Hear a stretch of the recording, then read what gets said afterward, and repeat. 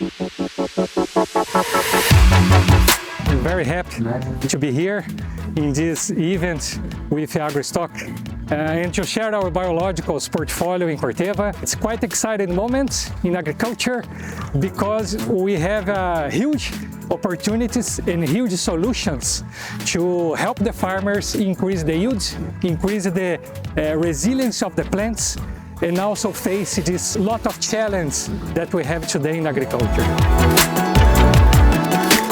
Fiindcă vorbim de cereale poioase, aș dori să evidențiez câteva lucrări tehnologice care cu siguranță vor aduce beneficii fermierilor și aș începe cu tratamentul sămânță impact pentru a favoriza o dezvoltare bună a plantelor și avea o germinație sporită. Și o verigă tehnologică pe care o încurajăm cu foarte multă credință este erbicidarea în toamnă cu Citadel. Citadel este un erbicid cu 3 substanțe active, cu o rezidualitate foarte bună, de lungă durată, astfel că vom avea o protecție împotriva burenilor încă din toamnă. În foarte multe cazuri unde erbicidăm cu Citadel în toamnă nu mai este necesar să intervenim în primăvară, dar bineînțeles dacă sunt condiții specifice, să spunem mai dificile, cu specii monocotiledonate, cum ar fi ovozul sălbatic sau bromusul, putem interveni cu produsul Palas la corecție.